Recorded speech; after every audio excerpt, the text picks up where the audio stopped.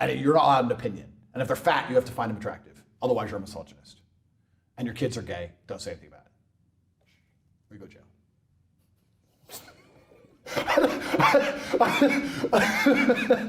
Freedom! Democracy! Don't you love we live in a free society? Isn't it great? Freedom. It's my new book, Money Matrix. Money Matrix. Yeah. Free society. We live in a free society. It's so free here. I feel free. Do you? Let's go deeper down the rabbit hole. Talk about Money Matrix. It just reminded me of something. How do most tech companies make money today? They give away a free product and they use your personal information. You are the product. You are the product, that's right. So you use Facebook or you use Instagram, you use a free product and they get personal information about you and your habits. And they take that information and they monetize it. So the logical extension of that fact would be that the more information they obtain about you, the better they will be at monetizing that information. So that means that large companies are trying their very best to know everything about you. The harder they survey you, the better their surveillance, the more profitable they will be. And companies' primary objective is to be as profitable as possible, meaning that tech companies and large companies, by extension, which are basically government, because government have their fingers in all of them, want to spy on you as much as possible. The reason they want to do that is to build a pattern of your behavior. And they use that pattern of your behavior to predict how you're going to spend money, or predict how they can make you spend money. If we show him this type of advert at this time for this length of time, he's more likely to spend than if we don't, because of all the other millions of people who fit his profile, this was the most reactive type of advertisement. If you accept all of that to be true, then you must accept the next logical extension to that, which means if they have all this information on your patterns and how they can make money from you, they must be trying to change your patterns.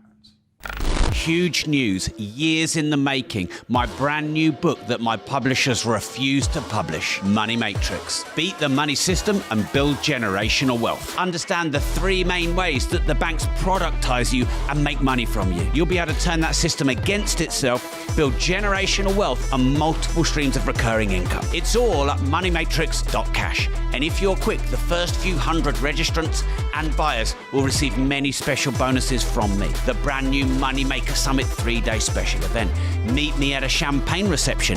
Meet me at a multi-millionaire networking dinner. Go now, moneymatrix.cash. This is huge. They must have pattern A type of person who is worth $11.59 and pattern B type of person who is worth $9.22. How do we make the pattern B people act like the pattern A people? What do they do different? How can we change the algorithm or the app to make the pattern Bs be more like the pattern As so we can make more money? If the goal of a business is forever profit, they want to forever survey and they want an ideal customer. And if they understand your patterns of behavior, they must be trying to influence your patterns of behavior. The next logical extension to that is we're living in a world where not only are we being spied on with absolutely everything, every single thing we use is trying to change us and change how we think and change how we act. Could we argue that's how you make your hundreds of millions, change your people against the matrix to the free 100%. So you have me, who is particularly eloquent and concise. Concise is one that you are not. Compendious. I'm good at talking, but now we have machines doing it. So when we talk about the future and AI, people say, what do you think about AI? I think AI is going to change how we all think and act. I'm not worried about what the machines are going to do. I'm worried about what you're going to do. You as a person. I'm worried about what the people are going to do when the AI becomes good enough to truly turn the pattern Bs into the pattern As. How do we make all the people who understand the truth believe Andrew's a human trafficker? How do we make people believe the news again? What disaster do we need to come up with? What words do we need to type in which order? In which order do we have to show them the different articles for it to be a logical continuation in their brain for them to come to the conclusion we want them to come to? I'm not worried about what AI is going to do on its own. I'm worried about what it's going to do to all of us. Because that's how they're making money now, is by surveying us and controlling us. And yeah, I'm one man with a mouth, and I'm pretty good. But to compete against machines into the future, I'm only going to lose. So when you talk about Money Matrix, it just reminded me about how surveillance capitalism I guess that's the only capitalism we have now, is surveillance capitalism. I guess I would like to, and I'm doing this on the fly, so I don't know, but what is communism? Communism is spying on absolutely everything somebody does to make sure they adhere to the correct creeds so they can make a living. Surveillance capitalism is spying on absolutely everything somebody does so you can make as much money as possible from them, but if they don't do the right things, you'll delete their ability to exist as a human.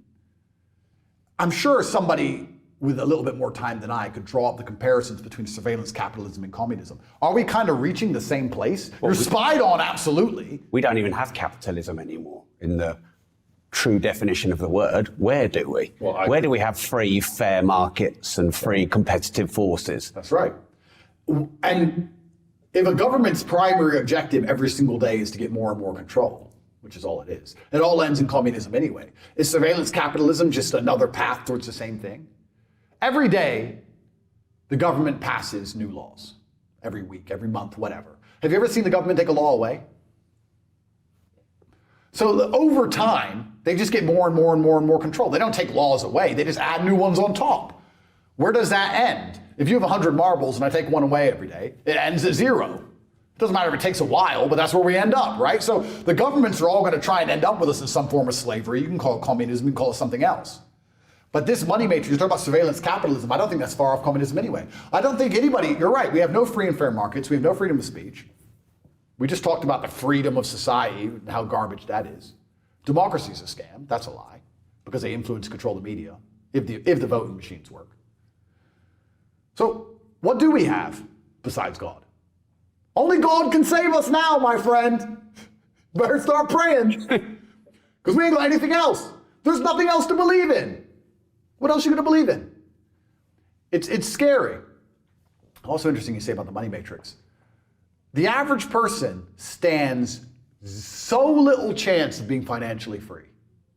It's ridiculous how screwed most people are. They don't even know how screwed they are. You know, let me tell you something that's really hilarious. This really made me laugh out loud. I don't have Facebook because I'm banned. But I saw a Facebook post. My mom shared it with me, someone. And it was a 17-year-old who was happy that they got accepted into college. That's the biggest joke I've ever heard of. Mm-hmm. So wait, you are happy you've been accepted to give them money. Imagine I said I was accepted to buy a Big Mac. I'm trying to give them money. You accept me? Oh, thanks. So you can go to school and learn nothing. Learn nothing. You know what I love to do with people who go to uni? I love it, because I don't have a degree, right? And I'm obviously monumentally more successful than all these nerds. And every once in a while I meet somebody whose whole identity is invested in their learning. And they talk to me about how important it is, blah, blah, blah. If you want to be a doctor or I don't want to have to point out the obvious here. If you want to be a doctor, you go to school. I get it. Okay, cool. But whenever someone's in uni, I'm like, why do you go to uni? They go, oh, because I want to learn things. I said, did you go to uni today? Yeah. What did you learn today? What do you mean? No, today. What did you learn today? They can never answer the question. It's great. Ask them. Start asking people, what did you learn today? And watch them just fumble. And then they realize, well, if I didn't learn anything on one day, I probably didn't learn anything on the week, which means I probably didn't learn anything the whole time. Whole thing's been a scam, whole waste of time. Then you get in massive monumental debt. That's the money matrix. You come out of school, you're in debt. It's over. It's over for you. You're never going to make it. You've lost the game on level 1. You lost. It's kind of interesting that I had a thought experiment with somebody, and I said, you could only get loans for school, because if you could get loans for anything you wanted, nobody would choose school. Because they can't exist in a free and fair market. They have to keep a monopoly over the ability to enslave children with debt. Otherwise, no one will choose them, because there's no value in it, and everyone knows there's no value in it. But how matrix-minded do you have to be to actually still be happy about the idea you got accepted to a college? I nearly laughed. I said, these people have no idea how all this stuff works. They don't have a clue. Rich get richer. I'm sure you understand. Poor get poorer. Inflation. That sounds like higher house prices to me. Good thing I own the rich. Good thing I own a bunch. Yeah. Sounds like higher share prices. Good thing I own a bunch of that. Oh, you can't buy groceries. I'm sure that's very hard. We don't have to worry about those things. We own all the assets. The rich get richer and the poor get poorer, and there's no way to stop it. And I also feel like, because I think we need God, and we talked about how messed up society is. I also feel like we're living in the last years where there's a hole in the matrix, where there's any degree of social mobility. I think we're gonna end up back at feudalism. There's gonna be kings. See you at the top, my friend.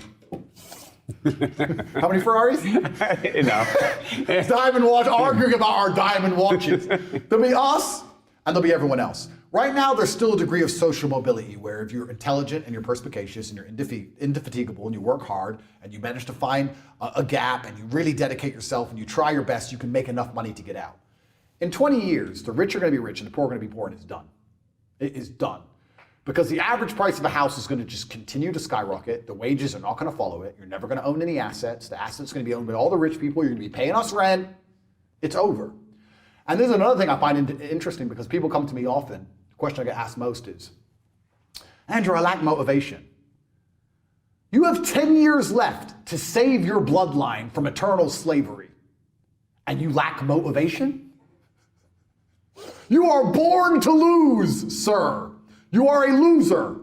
All of your ancestors who fought saber-toothed tigers should have just laid down and died, because they fought their best for you to be born so you could jack off to Pornhub during the last few years where you stand a chance to save your last name from eternal serfdom. You are a dickhead, and you deserve to be poor. The last thing you should lack in the mess of the world today is motivation, because you are running out of time. And I'm telling you, as a rich man who made it out, I can see the gap is closing. I can see it. So you should certainly see it. I'm above in the clouds, looking down on the hole closing in. You're down below, looking up, watching it close, and you lack motivation to build a ladder. Oh, well, maybe tomorrow. Doom-de-doom. Maybe government will save me. Maybe if I vote for the liberals, they'll give me money. Slave minds, clowns, fools. The last thing you should lack in the world today is motivation, because truly people are running out of time. And I find that extremely interesting, that not only when you go to college do you end up in a bunch of debt, not only do you end up owing a bunch of money, even worse, you waste time. You waste years for a dream.